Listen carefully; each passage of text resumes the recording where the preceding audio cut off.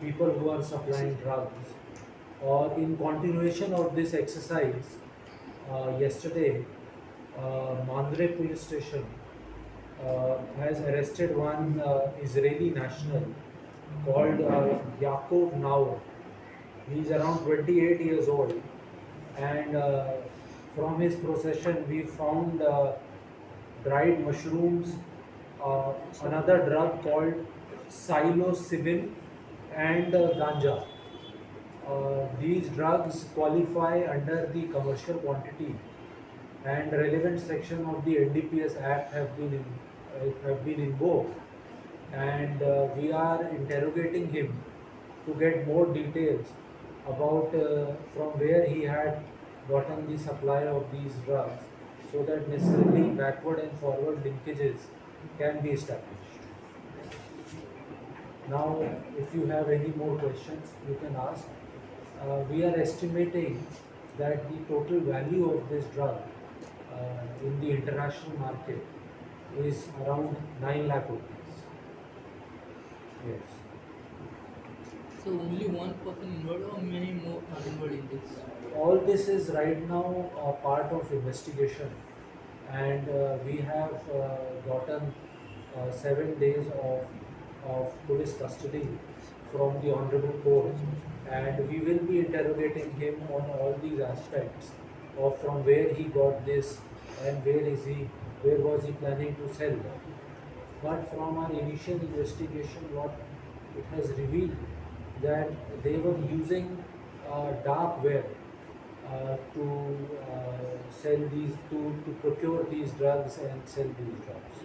तो अभी इसके अंदर ये इतना ही निकल के आया है अभी तक की हमारी इन्वेस्टिगेशन में, और जैसे भी आगे आगे हमें जानकारी मिलती जाएगी हम आपके साथ वैसे शेयर करते हैं. So you said this is new kind of drug.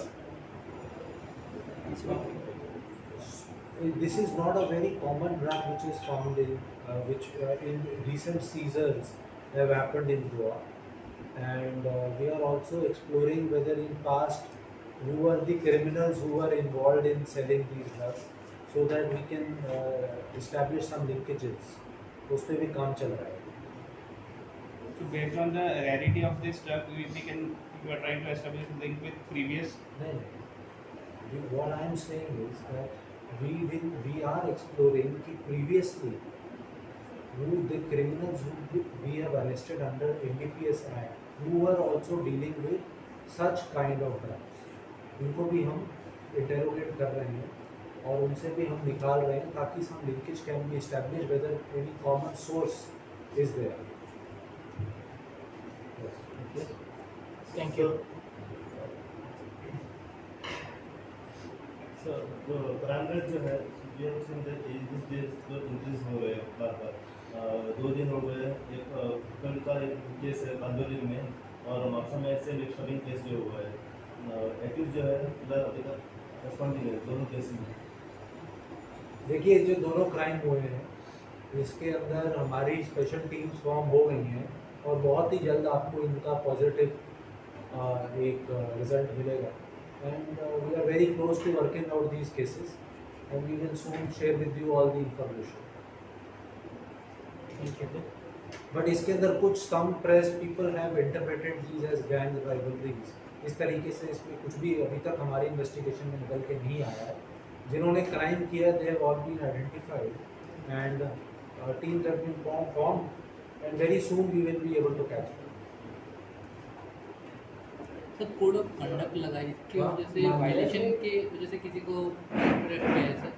While code of conduct अभी तक एक केस हमने टोल वायलेशन के खिलाफ किया है.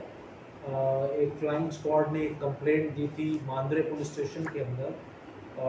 उसी कंप्लेंट को हमने कॉग्निसेंस लेते हुए उसके ऊपर एक FIR दाखिल की है. सो ओनली वन केस है so far been reported in whole of north east. Sir, how old is the accused and since how long he was staying in Goa? How old is the accused and since how long he was The accused is around 27 years old, and he's been staying in Goa for he recently come to Goa from Bangalore. अभी ही आया था वो Goa, from Bangalore से अभी आया था. और जी means of transport, like how we have come to know that. अभी ये सारी चीज़ें हम इनसे कुछ 7 दिन की हमने इनसे कस्टडी ली है कोर्ट से, तो इन सब चीज़ों को डिटेल में उनसे इंटेरोगेशन किया जाएगा और कुछ उसमें वो हम सारी चीज़ें उनसे पूछेंगे।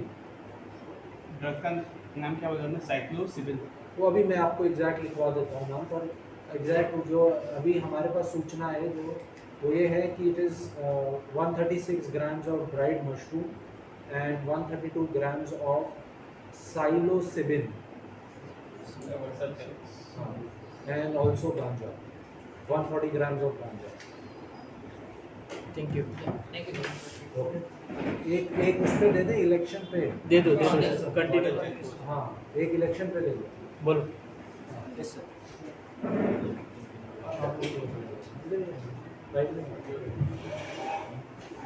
कुछ आप सवाल पूछ लो तो थोड़ा आसान हो जाता है मेरे लिए। हाँ, मैं एक जनरल बता देता हूँ। यस, इन जनरल बताओ। सर बॉर्डर चेक के हाँ, मैं सब बता देता हूँ, आप जब स्टार्ट करें तो। स्टार्ट रेडी है सर रेडी है सर। जैसे कि आपको पता है, जब से model code of conduct in place आया है तभी से नॉर्थ डिस्ट्रिक्ट की police in close coordination with the revenue department, with DO north, we have been working. इसके अंदर we have had detailed border meetings with SPN collector Sindhudurg and also SPN collector Belgavi, and both these districts के साथ SDPO level पे और PI levels पे भी meeting हो गई है। और इन मीटिंग्स के अंदर हम लोगों ने एक कोऑर्डिनेशन का एक प्लान भी डेवलप किया है, जिसके अंदर कैसे कि कोई भी ऐसे या इलीगल चीज़ें अक्रॉस द बॉर्डर ना लेके जाए, उस पर सख्त निगरानी रखी जाए। इसी को करके तो 6 बॉर्डर हमारे चेक पोस्ट नॉर्थ डिस्ट्रिक्ट के अंदर जिस पे हमारा राउंड द क्लॉक डिप्लॉयमेंट है, सीसीटीवी के माध्यम से हम निगरानी रख रहे हैं उसके अंदर। और इसके अलावा डीओ नॉर्थ ने एक एफएसटी और एसएसटी टीम्स, मतलब कि फ्लाइंग स्क्वाड्स और स्टैटिक सर्वेलेंस टीम्स का भी गठन किया है, जो इलाके के अंदर घूमती हैं और किसी भी प्रकार की अगर उनको कोई ऐसी गतिविधि दिखती है जो एमसीसी का वायलेशन करती हैं, तो उसका पुलिस स्टेशन के अंदर कंप्लेंट देके अगर कोई लीगल कार्रवाई बनती है तो हम उसके अंदर कर रहे हैं। इसके अलावा मैं आपको ये जानकारी दे दूं कि सीएपीएफ हमारे पास आ गई है। अभी एक कंपनी सीएपीएफ नॉर्थ डिस्ट्रिक्ट के अंदर रिपोर्ट की है। Almost on a daily basis हम लोग एरिया डोमिनेशन एक्सरसाइज, जो कि इलेक्शन कमीशन का हमें गाइडलाइंस के अंदर बताया गया है, वो हम लोग करवा रहे हैं पुलिस स्टेशन वाइज। इसके अलावा काफ़ी डेली बेसिस पे स्ट्रिक्ट वॉच रखा जा रहा है नॉन क्रिमिनल्स पे, और उन पे जो भी प्रिवेंटिव एक्शंस हैं सीआरपीसी के तहत वो लोग हम ले रहे हैं। और ऐसे लोगों को भी आइडेंटिफाई किया गया है जो हमें आशंका है कि वो लोग कुछ ऐसा कर सकते हैं जिससे कि जो इलेक्शन प्रक्रिया है उसके अंदर किसी भी प्रकार का कोई प्रॉब्लम ना आए, तो उस पर भी हम ऑलरेडी उनके प्रिवेंटिव एक्शन हमने लेना शुरू कर दिया। सर ये तो उनके ट्रैकिंग किया जी, जो हिस्ट्री शीटर्स पे ट्रैकिंग किया जा रहा है, उनके ऊपर सीआरपीसी के तहत कार्रवाई भी की जा रही है। जहाँ पे हमें लगता है कि उनको एक्सटर्न करने की ज़रूरत है, उनके एक्सटर्नमेंट की रिकमेंडेशन हम कलेक्टर नॉर्थ को भेजते हैं, और कुछ केसेस के अंदर एक्सटर्नमेंट किया भी गया है अभी।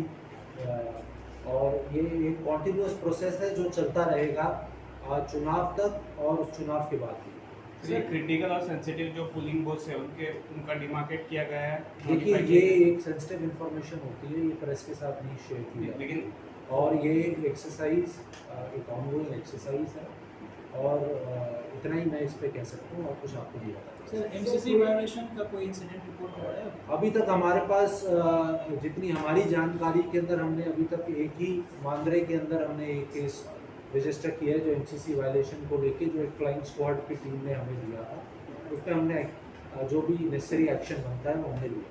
तो हमसे उनको पेपर करने के बाद जैसे कि आप जानते हैं एक स्क्रीनिंग कमेटी बनाई गई थी जिसके अंदर एसपी एंड कलेक्टर मेंबर रहते हैं। तो वो स्क्रीनिंग कमेटी डिसाइड करती है कि कौन एग्जेम्प्टेड है और कौन नॉन एग्जेम्प्टेड है। जो नॉन एग्जेम्प्टेड लोग हैं उन सब के आर्म्स को डिपॉजिशन कराने का प्रक्रिया चालू है और उसके अंदर ऑलमोस्ट 90% आर्म ऑलरेडी डिपॉजिट कर लिए गए हैं। जो बाकी के आर्म्स है वो अगले एक आध दिन के अंदर हम उनको डिपॉजिट कर देंगे। Sir, there was a meeting in the Pundalik Nagar today. In our connection body. Sorry, There was a meeting in the Pundalik Nagar today. Yes, In our connection body.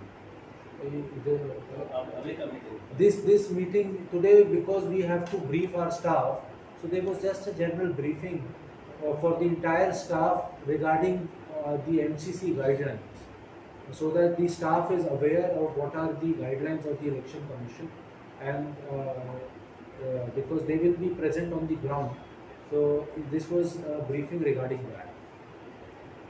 Okay. Thanks. Photo Yeah, आप लोग